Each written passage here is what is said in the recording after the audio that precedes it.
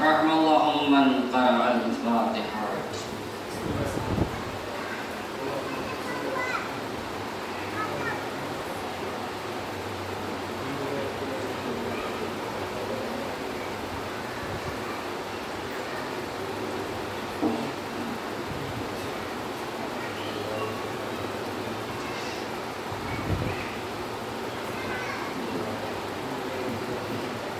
حسبنا الله ونعم الوكيل ونعم المولى ونعم النصير.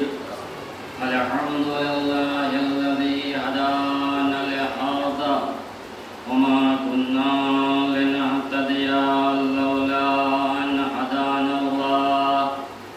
لقد جاءت رسل ربنا بالحق مولانا صاحب التاج والمعراج والبراق والعلم.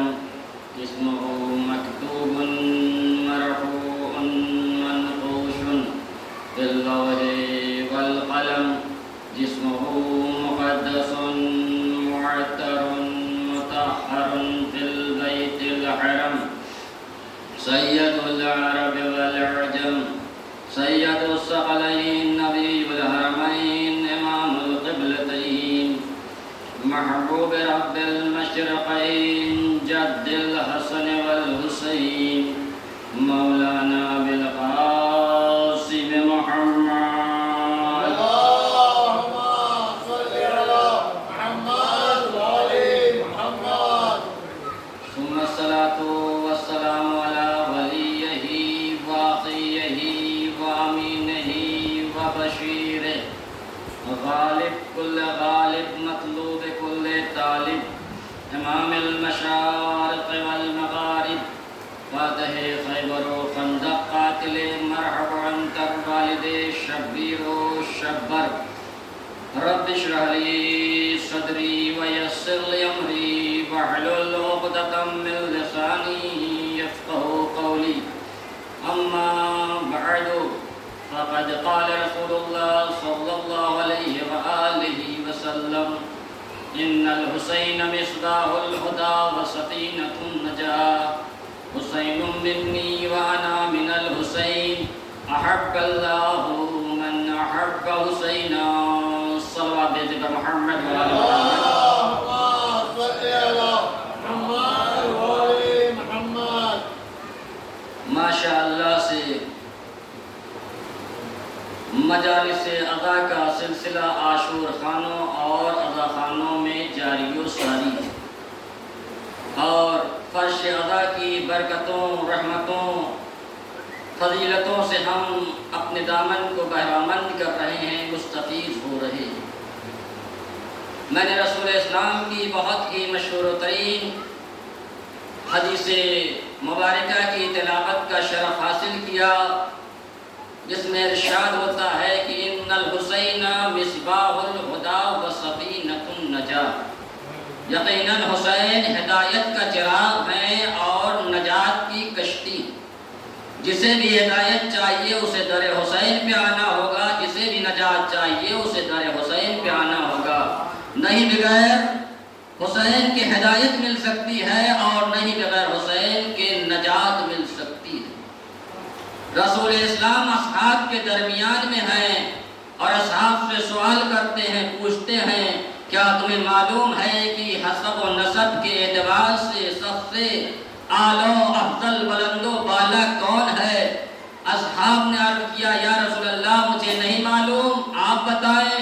رسول اسلام نے امام حسین کو اٹھایا اور آغوش میں لیا، لینے کے بعد بلند کر کے فرمایا دیکھو یہ میرا نواسہ حسین ہے جو حسب و نسب کے اعتبار سے سب سے اعلیٰ و افضل ہے، سب سے بالا و بالا ہے۔ یہ وہ ہیں جن کے نانا سب سے افضل ہیں، بے مثیل ہیں، بے نظیر ہیں۔ یہ وہ ہیں جن کی نانی بے مثیل و نظیر ہیں، ملکۃ العرب ہے، اور ان کے نانا سید المرسلین ہیں، شفیع المذنبین ہیں، اور ان کی ماں دنیا کی عورتوں کی سردار ہے اور پھر ان کے بابا سید الانبیاء ہیں، سید الاولیاء ہیں، سید الائمہ ہیں، اور یہ خود جنت کے جوانوں کے سردار ہیں۔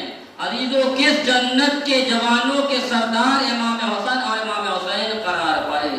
جس جنت میں نوح ہوں گے، آدم ہوں گے، ابراہیم ہوں گے، موسیٰ ہوں گے، عیسیٰ ہوں گے، اس جنت کے جوانوں کے سردار امام حسین علیہ السلام ہیں۔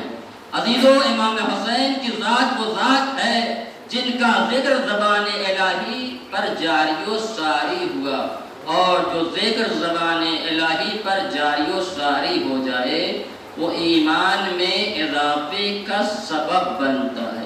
کہتے ہیں جب انسان بہت زیادہ پریشان ہو تو اس وقت کیا کرنا چاہیے؟ ذکر الہی، وَاذْكُرُ اللَّهَ ذِكْرًا كَثِيرًا، اللہ کا ذکر کثرت کے ساتھ کرو، اللہ کی تسبیح صبح و شام کرو، تو کیا ہوگا؟ دلوں کو سکون و اطمینان ملے گا۔ الا بذکر اللہ لتطمئن القلوب، اللہ کا ذکر دلوں کو سکون و اطمینان بخشتا ہے۔ ہم یہی تو 1400 سال سے کہہ رہے ہیں کہ حسین کا ذکر دلوں کو اور سکون و اطمینان بخشتا ہے۔ صلوات بھیجے پر محمد و آل محمد۔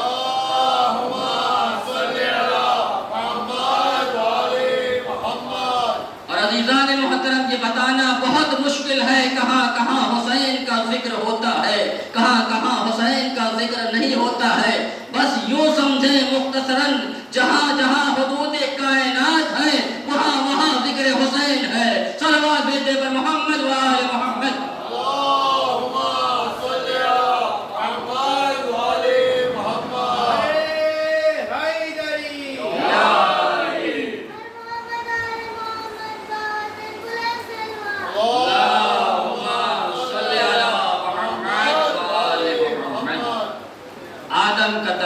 فرش حسین سے، نوح کا تذکرہ فرش حسین سے، موسیٰ کا تذکرہ فرش حسین سے، عیسیٰ کا تذکرہ فرش حسین سے، یوسف کا تذکرہ فرش حسین سے، یعقوب کا تذکرہ فرش حسین سے، تمام انبیاء کا تذکرہ فرش حسین سے کیا جاتا ہے، اور دنیا کے تمام مذاہب و مسالک کا تذکرہ ذکر حسین فرش حسین سے کیا جاتا ہے۔ بس عزیزان محترم، یہ بتانا بہت مشکل ہے کہاں کہاں ذکر حسین ہوتا ہے اور فرش حسین سے کس کا ذکر ہوتا ہے۔ بس یوں سمجھیں، جس طرح سے پورا قرآن سمٹا ہے تو نقطہ بائے بسم اللہ بنا ہے، اسی طرح سے جب کل ذکر سمٹا ہے تو ذکر حسین بنا ہے اور فرش حسین بنا ہے۔ صلوات بھیجیے پر محمد و آل محمد۔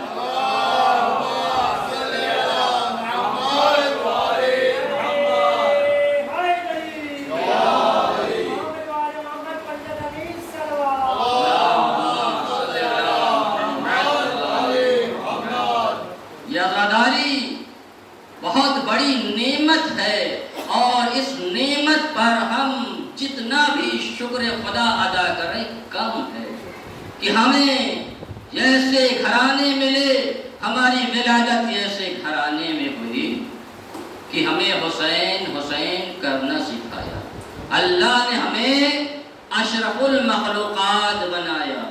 یوں تو دنیا میں بے شمار مخلوقات ہیں، 18,000 سے زائد مخلوقات، لیکن ہمارے یہاں جو مشہور ہیں 4 قسم کی۔ اللہ نے ان مخلوقات میں ہمیں اشرف المخلوقات بنایا، اور اشرف المخلوقات میں بھی مسلمان بنایا ہے۔ مسلمان میں بھی شیعہ بنایا، شیعہ میں بھی 12 امامی بنایا، شیعہ اثنا عشری بنایا۔ اس نعمت پر جتنا بھی ہم شکر کریں کہ ہماری ولادت ولائے آل محمد علیہ السلام پہ ہوئی۔ صلوات بھیجے پر محمد و آل محمد۔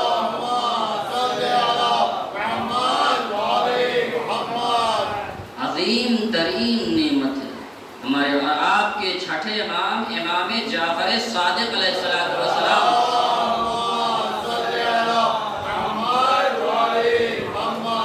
ارشاد فرماتے ہیں، اذا کان یوم القیامہ، جب قیامت کا دن ہوگا، حشر کا میدان ہوگا، نادى ینادی، تو ایک منادی ہوگا جو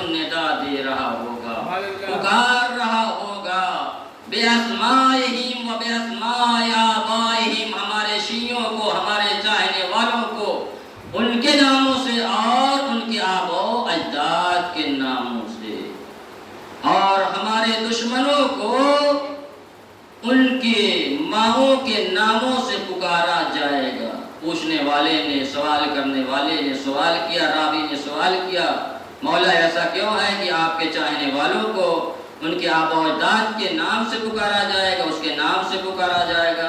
کہا یہ تعظیماً اور تقریباً، اور چونکہ ولادت پاک و پاکیزہ ہوئی ہے اس لیے انہیں ان کے آبا و اجداد کے ناموں سے پکارا جائے گا، اور دشمنوں، یہ جو دشمن ہے وہ جانوروں کے مثل ہیں، اور جانوروں کے لیے ہوتا ماؤں کا پتہ ہوتا ہے لیکن باپ کا پتہ نہیں ہوتا ہے۔ عزیزان محترم، یہ ولائے آل محمد عظیم ترین نعمت ہے، جتنا بھی ہم اس نعمت کا شکر ادا کریں کم ہے۔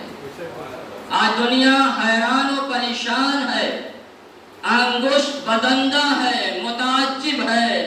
اللہ نے کیا نظام رکھا ہے کہ کچھ زمینیں وہ ہیں جو ذی زرع ہیں، کچھ زمینیں وہ ہیں جو غیر ذی زرع ہیں، کچھ درخت وہ ہیں جن کے پھل میٹھے ہیں اور کچھ درخت وہ ہیں جن کے پھل میٹھے نہیں، کچھ سمندر وہ ہیں جس کے پانی میٹھے ہیں اور کچھ سمندر وہ ہیں جن کے پانی میٹھے نہیں، کچھ پرندوں کی آوازوں کو اللہ نے خوشگوار بنایا اور کچھ پرندوں کی آوازوں کو خوشگوار نہیں بنایا۔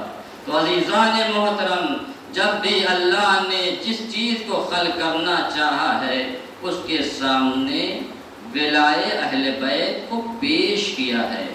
جس چیز نے قبول کیا ہے اسے مقام و مرتبہ عطا کرتا گیا، اسے بال و بلند بنانا گیا۔ زمینوں میں سرزمین مکہ نے قبول کیا تو اسے مکہ مکرمہ بنا دیا، سرزمین مدینہ نے قبول کیا تو اسے مدینہ منورہ بنا دیا، سرزمین نجف نے قبول کیا تو اسے نجف اشرف بنا دیا، اور سرزمین قم نے قبول کیا تو اسے قم المقدس بنا دیا، سرزمین مشہد نے قبول کیا تو اسے مشہد مقدس بنا دیا، اور کربلا کو کربلا معلیٰ بنایا۔ یا تو اللہ کا عرش معلیٰ ہے یا حسین کی کربلا کربلا معلیٰ ہے۔ صلوات بھیجے بر محمد و آل محمد۔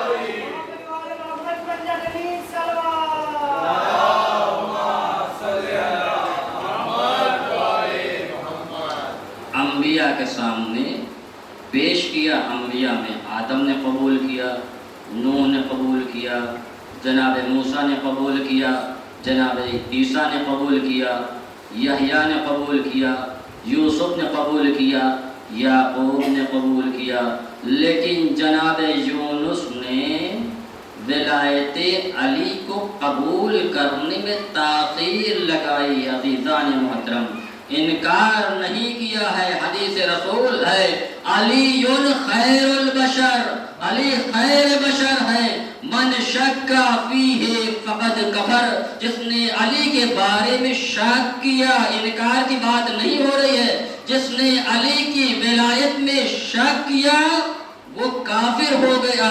جناب یونس نے انکار نہیں کیا ہے، علی کی ولایت کے منکر نہیں ہیں، صرف ولایت علی کو قبول کرنے میں تاخیر لگائی ہے۔ تو جناب یونس کو گوشت کا لوتھڑا بنا کر شکم ماہی میں ڈال دیا، تو اب جو علی کی ولایت کا منکر ہوگا اس کا ٹھکانہ اسفل السافلین کے علاوہ کچھ اور نہیں ہو سکتا۔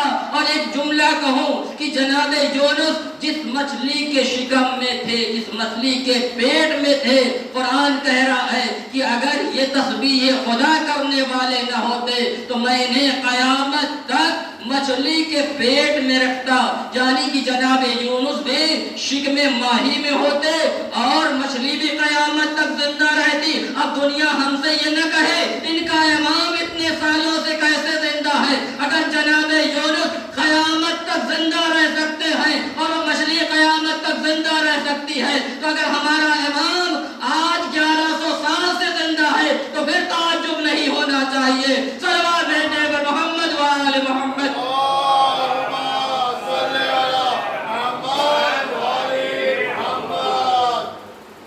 عزیزان محترم، یہ حسین وہ ہیں جن کی رگوں میں علی کا خون دوڑ رہا ہے، حسین وہ ہیں جن کی رگوں میں ابو طالب کا خون دوڑ رہا ہے۔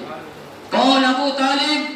جو محسن اسلام، محسن دین، محسن مذہب و ملت۔ عزیزان محترم، رسول اسلام کی ولادت سے پہلے ہی جناب عبداللہ کا انتقال ہو گیا ایک روایت کے مطابق، اور روایت ثانی کے مطابق، دوسری روایت کے مطابق کہ ابھی رسول اسلام 6 ماہ کے نہیں ہونے پائے تھے کہ جناب عبداللہ اس دار فانی سے دار بقا کی جانب کوچ کر گئے۔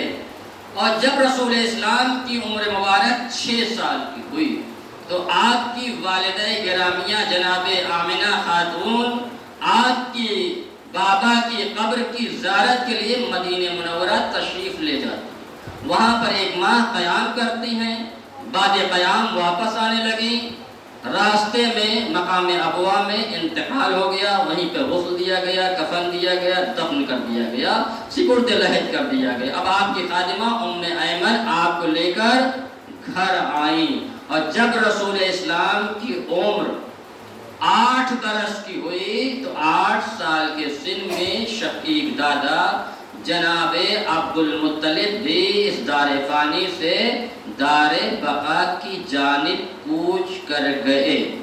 اب آپ کی شقیقہ چچی اولاد عبد المطلب کی اولاد ذکور میں، اولاد نرینہ میں جو سب سے زیادہ فہیم تھے وہ جناب ابو طالب تھے۔ جناب ابو طالب نے پالا اور چچی فاطمہ بنت اسد نے پالا۔ یہاں تک آ گئے۔ اب قرآن کیا کہہ رہا ہے؟ علم یجد کا یتیمن فاوا، اے میرے رسول کیا میں نے اس وقت آپ کو پناہ نہیں دیا جب میں نے آپ کو یتیم پایا؟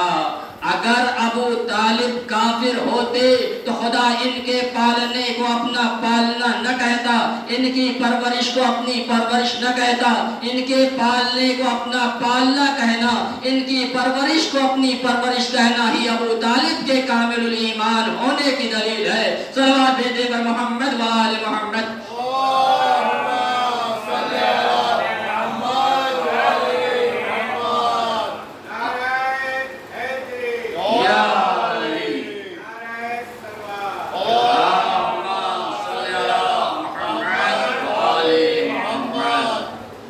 حدیث رسول ہے، حدیث پیغمبر ہے، یا علی حب کا ایمان و بغض کا کفر و نفاق۔ اے علی تمہاری محبت ایمان کا جز ہے، ایمان کا حصہ ہے، اور تمہارا بغض، تمہاری نفرت یہ نفاق کی علامت ہے۔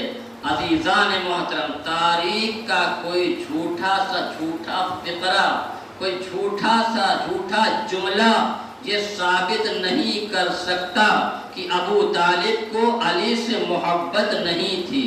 یہ تو بیٹے تھے، بیٹے، بھتیجے سے بے لوث محبت تھی، بے انتہا محبت تھی، اتنی محبت تھی کہ غیر بھی معترف ہو گئے۔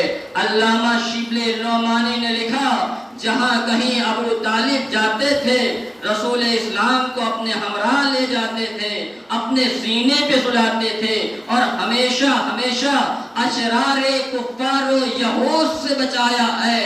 اور حدیث پیغمبر کی روشنی میں جس ذات کو نبی سے محبت ہو جاتی ہے، علی سے محبت ہو جاتی ہے، وہ کافر نہیں ہوا کرتا ہے بلکہ کامل ایمان ہوا کرتا ہے۔ صلوات بھیجے پر محمد و آل محمد۔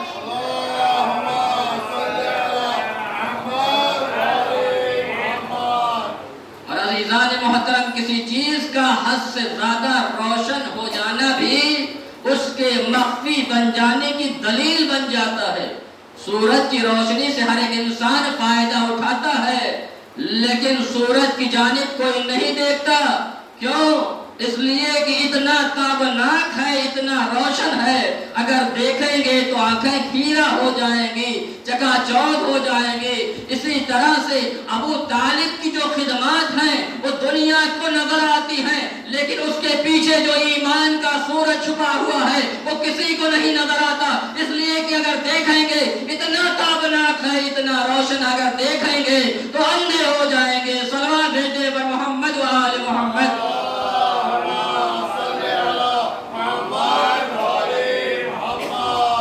اب مجھے یہاں پر رک کر لوگوں سے، فرقے غیر شیعہ سے ایک سوال کرنا، یہ بتاؤ کہ فرعون کون تھا؟ عجب نہیں کہ سب لوگ مل کر یہی جواب دیتے ہوئے نظر آئے، کافر تھا۔ میں نے کہا کیوں کافر تھا؟ چونکہ اس نے خدائی کا دعویٰ کیا تھا، اس نے کہا تھا انا ربکم الاعلی، میں تمہارا سب سے بڑا پروردگار ہوں۔ میں نے کہا کہ زنِ فرعون آسیہ کا مومنہ، میں نے کہا کیوں مومنہ؟ کہا اس نے نبی کو پال دیا تھا۔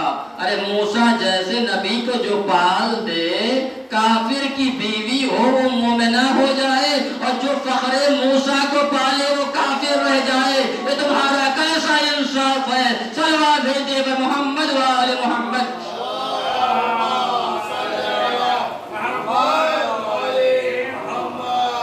رسول اسلام ارشاد فرماتے ہیں تم میں کوئی شخص اس وقت تک مومن نہیں ہو سکتا جب تک وہ مجھ محمد کو اپنی اولاد اور مال سے زیادہ عزیز نہ رکھے۔ تاریخ میں ڈھونڈے کون ذات ہے، کون شخصیت ہے؟ وہ ابو طالب کی ذات و شخصیت ہے، جس نے رسول کے خطرناک بستر پہ اپنے بیٹے کو سلا کر اور اپنے بھتیجے کی جان کی حفاظت کیا ہے۔ تو اب یہ حدیث رسول کی روشنی میں جناب ابو طالب مومن ہوئے اور کامل الایمان ہیں۔ عزیزان محترم، حدیث پیغمبر یہ نقل کی جاتی ہے کہ اگر کوئی کسی یتیم کو پال دے یا کسی یتیم کے سر پر دست شفقت پھیرے، رسول کا فرمان ہے کہ وہ جنت میں میرے ساتھ یوں ہوگا جس طرح سے یہ دو انگلیاں ہیں، جس طرح سے ان دو انگلیوں کے درمیان کوئی فاصلہ نہیں ہے، اسی طرح سے میں اور یتیم کی یتیم پروری کرنے والا ہوگا۔ یعنی کوئی عام یتیم کو پال دے تو جنت میں رسول کے ہمراہ ہوگا، جو یتیم عبداللہ کو پالے وہ کافر رہ جائے۔ صلوات بھیجے پر محمد و آل محمد۔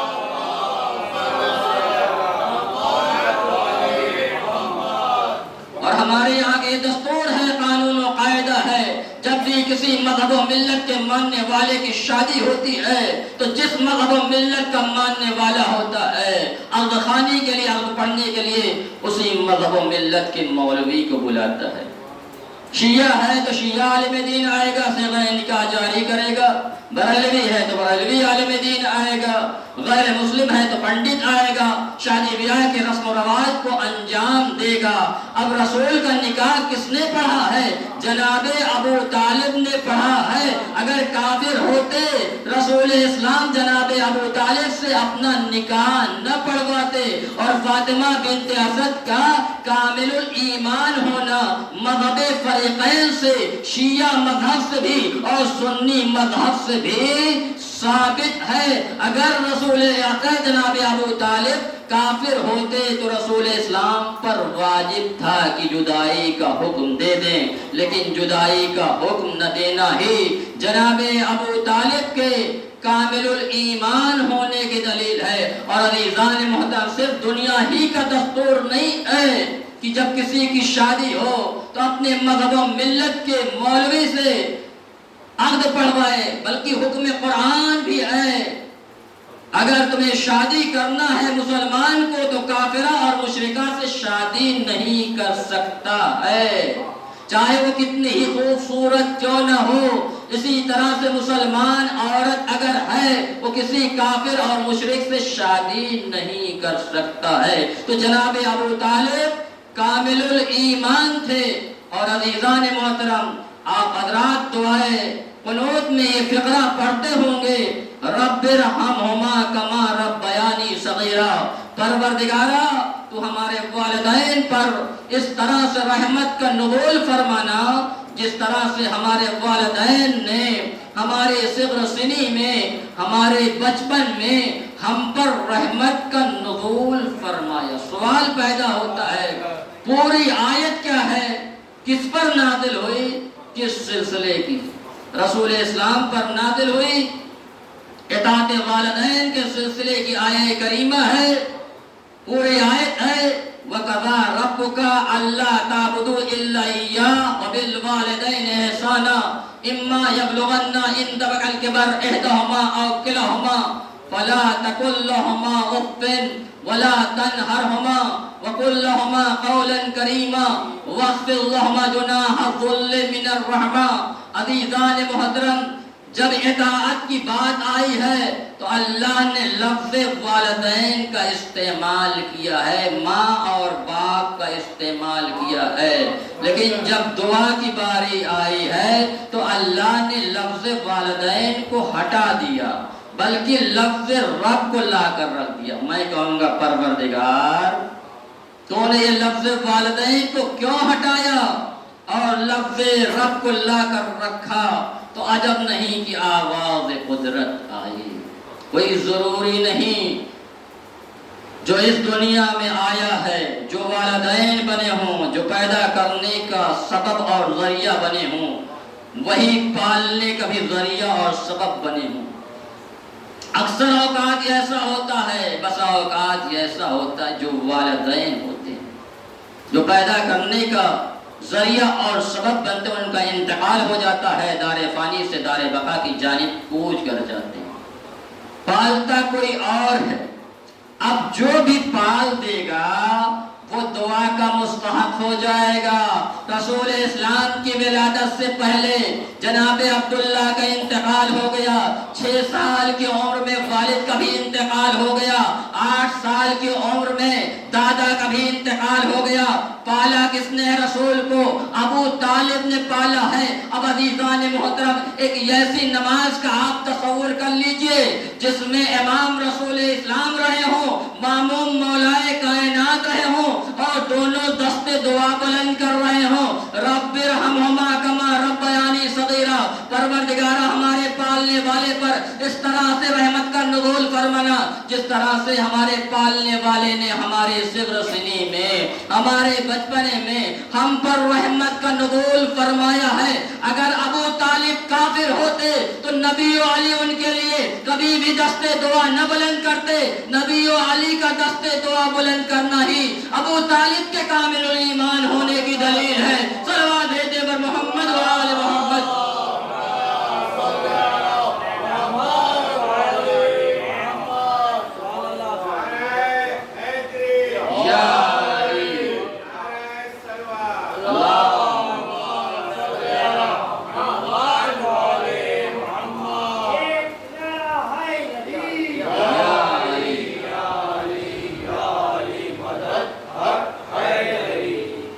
عزیزان محترم، اولاد کا اہم ترین فریضہ ہوتا ہے کہ وہ اپنے باپ پر آنے والے الزامات کا اور اتہامات کا سدباب کرے، خاتمہ کرے۔ اور مولا آپ تو سب کچھ جانتے تھے، دعوے منبر سلونی تھے کہ آپ نے کوئی ایسی دلیل قائم کی ہے جس سے آپ کے بابا کا ایمان ثابت کیا جا سکے۔ عجب نہیں کہ آواز آئے ہمارے واقعات میں غور و فکر کرو، کب ہم کیا کہہ رہے ہیں معلوم ہو جائے گا۔ یہ آپ اچھی طریقے سے جانتے ہیں مولائے کائنات اور معاویہ میں زبردست اختلافات رہے ہیں، اس نے کوئی بھی موقع آپ کی تفضیل کا ہاتھوں سے جانے نہ دیا۔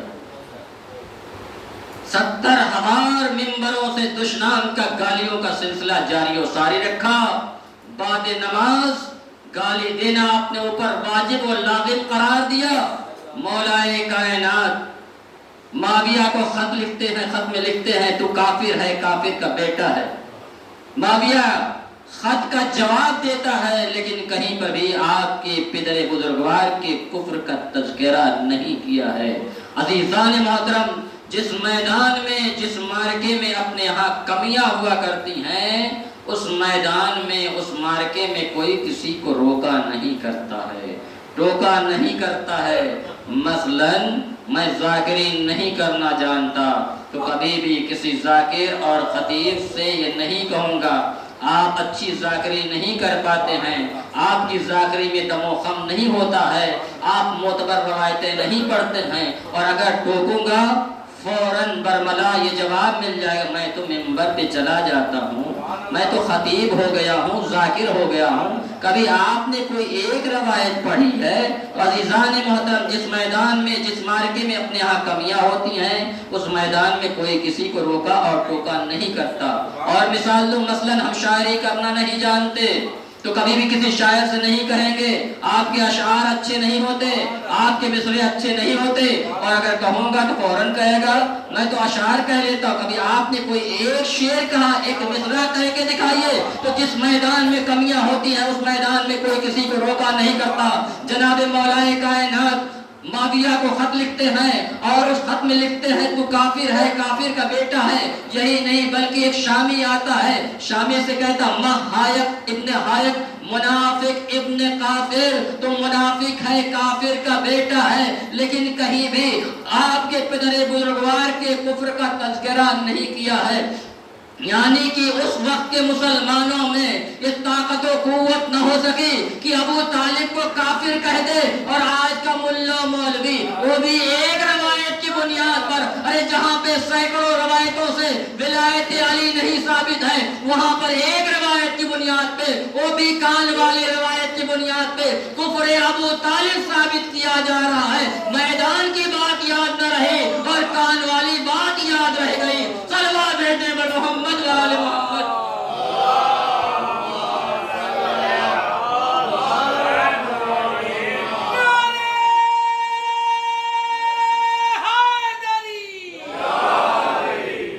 عزیزان محترم، کبھی بھی حق پرست والے باطل پرستوں کی حمایت کو قبول نہیں کرتے۔ وصی رسول مولا کائنات نے باطل پرستوں کی حمایت کو قبول نہیں کیا، لیکن دعوت ذوالعشیرہ میں جب دعوت دی گئی اور رسول اسلام جیسے ہی تقریر کرنے کے لیے کھڑے ہوتے تو ایک شخص نے بھڑکانا چاہا، رخنہ اندازی کرنا چاہی، تو ایک بڑا مجاہد جلال کے عالم میں اٹھا اور کہا قم یا سیدی و مولائی، اے میرے سید و سردار کھڑے ہو جاؤ، جو کچھ کہنا ہو کہو۔ یہ کون کہہ رہا ہے؟ ابو طالب کہہ رہے ہیں۔ ابو طالب کون ہے؟ چچا ہے، اور چچا باپ کی منزلت رکھتا ہے۔ ارے باپ اپنے بیٹے سے کہہ رہا ہے قم یا سیدی و مولائی، اے میرے سید و سردار۔ ارے باپ بیٹے سے کہہ رہا ہے تم میرے مولا ہو، میرے سردار ہو۔ یہ مسلمانوں کو کیا ہو گیا ہے؟ ارے چچا اپنے بیٹے کو، اپنے بھتیجے کو سردار کہہ کے پکار رہا ہے، اور یہ مسلمان اپنا جیسا بتا رہے ہیں۔ صلوات بھیجنے پر محمد وآل محمد۔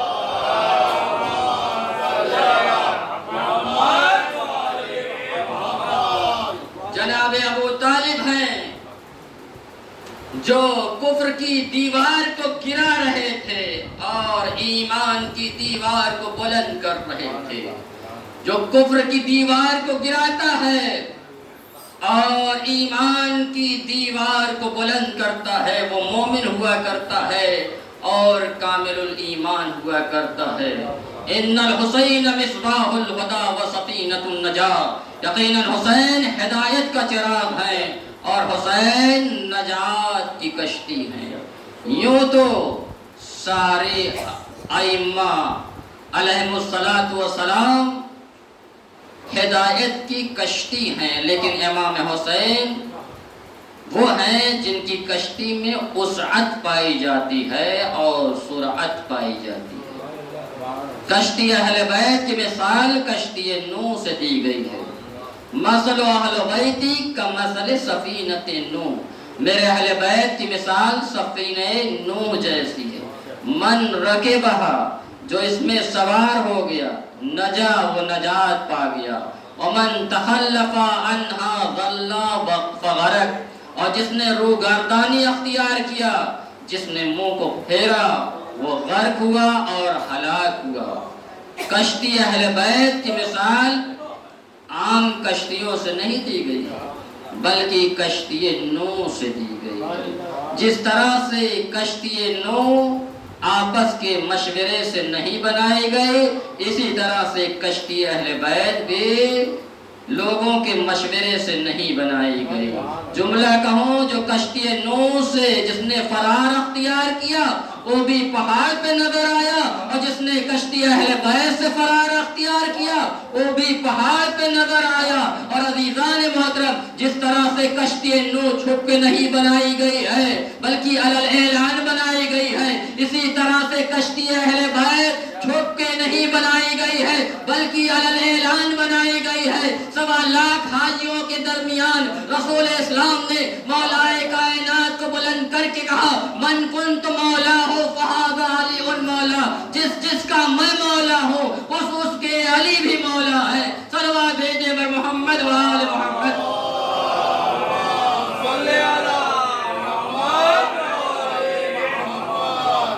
ان الحسین مصباح الہدی و سفینۃ النجاۃ، یقیناً حسین ہدایت کا چراغ ہے اور حسین نجات کی کشتی ہے۔ حسین کی رگوں میں ابو طالب کا لہو دوڑ رہا۔ عزاداران حسین کربلا کے میدان میں امام حسین جب تمام تر قربانیاں پیش کر چکے، وقت بھی آیا کہ اہل حرم کو اسیر کیا جاتا تھا۔ عزیزو، ایک مرتبہ رسول اسلام کے پاس جبرائیل امین آئے۔ ابھی تک جبرائیل امین جب آتے تھے تو ان کے آنے کا انداز الگ ہوتا تھا۔ کبھی سورہ یاسین لے کر آتے تھے تو کبھی سورہ رحمان، لیکن اس مرتبہ جب جبرائیل امین رسول کے پاس آئے ہوئے ہیں تو جنت سے کفن اور کافور لے کر آئے اور رسول کے حوالے کیا، یا رسول اللہ یہ کفن اور کافور آپ کے لیے ہے اور آپ کے اہل بیت کے لیے۔ کفن کا ایک حصہ اپنے لیے رکھا، کافور کا ایک حصہ اپنے لیے رکھا۔ کفن کا ایک حصہ علی کے حوالے کیا، کافور کا ایک حصہ علی کے حوالے کیا۔ کافور کا ایک حصہ اپنی بیٹی فاطمہ کے حوالے کیا، کفن کا ایک حصہ اپنی بیٹی فاطمہ کے حوالے کیا، کفن و کافور کا ایک حصہ حسن کے حوالے کیا۔ عزیزان محترم، جب باپ باہر سے آتا ہے، کوئی چیز لے کر آتا ہے، اپنے تمام بیٹوں میں تقسیم کر دیا کرتا ہے اور کسی بیٹے کو نظر انداز کر دیا کرتا۔ باپ تو ایسے عالم میں، ایسی کیفیت میں جس بیٹے کو نظر انداز کیا جاتا ہے اس کی توجہ ماں کی طرف جاتی ہے۔ امام حسین ماں کے پاس آئے، جناب فاطمہ زہرا رسول اسلام کے پاس آئی اور کہا، اے بابا آپ یہ کہا کرتے تھے حسن میرا امیر بیٹا ہے، حسین میرا غریب بیٹا ہے، اب مجھے معلوم ہو گیا۔ عزاداران حسین ایک مرتبہ رسول کہتے، اے بیٹی فاطمہ، ارے کفن اسے دیا جاتا ہے جسے غسل دیا جاتا ہے، حنوط اسے دیا جاتا ہے جس کے حنوط کرنے والے موجود ہوتے ہیں، لیکن آئے حسین کو کربلا کے میدان میں 3 دن کا بھوکوں پیاسا شہید کر دیا جائے گا، کوئی غسل و کفن دینے والا نہیں ہوگا۔ عزاداران حسین، امام حسین اپنی جگہ سے اٹھتے ہیں اور صحن خانہ میں آتے ہیں۔ آنے کے بعد ایک مرتبہ سر سے امامے کو اتارا، آسمان کو تکنے لگے، ہائے میں غریب ہوں، ہائے میں غریب ہوں، بس اتنا سننا تھا۔ ایک 4 سالہ بچی تھی، وہ 4 سالہ بچی اٹھتی ہے اور کہتی ہے بھیا حسین ارے میں چادر کو آپ کی بدن پہ ڈالوں گا. آقا نے کہا اے بہن زینب خدا وہ دن نہ لائے کہ تم میرے جسم پہ چادر ڈالو. ہواداران حسین اہل حرم کا یہ لٹا ہوا قافلہ چلا کربلا سے کوفہ اور کوفے سے شام. جس زمانے میں اہل حرم کا لٹا ہوا قافلہ شام پہنچا ہے تو رسول اسلام کے ایک صحابی تھے جن کا نام زید ابن ارقم ہے. جب خبر شہادت سنی اور معلوم ہوا کہ اہل حرم کو اسیر کیا گیا ہے تو زید ابن ارقم امام سید سجاد کے پاس آئے اور آنے کے بعد کہتے السلام علیکہ یا ابن رسول اللہ، اے فرزند رسول آپ پر میرا سلام ہو. امام سید سجاد طلب جاتے ہیں ارے اس راستے میں کسی نے ہمیں سلام نہیں کیا، آپ کون ہیں؟ کہا میں آپ کے نانا کا صحابی زید ابن ارقم ہوں. داران حسین سرحائے شہداء نو کے نیزہ پر بلند تھے. آپ بڑی آسانی سے سن لیتے ہیں، ہم پڑھ دیا کرتے سرحائے شہداء نو کے نیزہ پر بلند تھے. علماء فرماتے کیسے نو کے نیزہ پہ بلند کیا گیا ہے؟ ارے ظالم نیزے کو ایک ہاتھ میں لیتے تھے اور ایک ہاتھ کو سر میں اور ایک ہاتھ میں سر کو لیتے تھے، سر کو زور سے نیزے پہ مارتے تھے. اس طرح سے سرحائے شہداء نو کے نیزہ پہ بلند ہوئے ہیں. آزاداران حسین زید ابن ارقم پوچھتے ہیں کس کا سر ہے؟ سید سجاد بتاتے ہیں علی اکبر کا سر ہے. یہ کس کا سر ہے؟ یہ محمد کا سر ہے. یہ کس کا سر ہے؟ یہ قاسم کا سر ہے. یہ کس کا سر ہے؟ یہ شیر خوار علی اصغر کا سر ہے. سارے سر نظر آتے لیکن عباس کا سر نظر نہیں آتا. لیکن مرتبہ زید ابن ارقم کہتے اے مولا سجاد ارے سب کے سر تو نظر آتے ہیں، حتیٰ کہ شیر خوار کا سر نظر آ رہا ہے لیکن آقا عباس کا سر نظر نہیں آ رہا ہے. کہا وہ دیکھو گھوڑے کی گردن پہ بندھا ہوا ہے. ایک مرتبہ زید نے سوال کیا مولا کیوں سب کا سر نو کے نیزہ پر بلند ہے اور عباس علمدار کا سر گھوڑے کی گردن میں لٹکا ہوا ہے؟ جزاکم اللہ، خدا آپ کو کسی غم میں نہ رلائے. اہل بیت آپ سے کچھ نہیں چاہتے، صرف آپ کے آنسو چاہتے ہیں. خدا آپ کی ان آوازوں پر رحمت نازل کرے. ایک مرتبہ سید سجاد کہتے ہیں اگر تمہیں معلوم کرنا ہے تو چلتے ہیں چچا کے پاس، چچا سے پوچھتے ہیں کیوں سب کے سر نو کے نیزہ پر بلند ہے اور آپ کا سر گھوڑے کی گردن میں لٹکا ہوا ہے. سید سجاد اور زید ابن ارقم وہاں پہ آئے جہاں پر جناب عباس کا سر گھوڑے کی گردن میں لٹکا ہوا تھا. ایک مرتبہ آنے کے بعد کہا کیا وجہ ہے کہ سب کا سر نو کے نیزہ پر بلند ہے لیکن آپ کا سر گھوڑے کی گردن میں لٹکا ہوا ہے؟ ایک مرتبہ آواز آئی ارے میرے سر کو جب بھی ظالموں نے بلند کرنا چاہا تو میرے سر نے زینب ام کلثوم کو بغیر مقنع چادر کے دیکھا.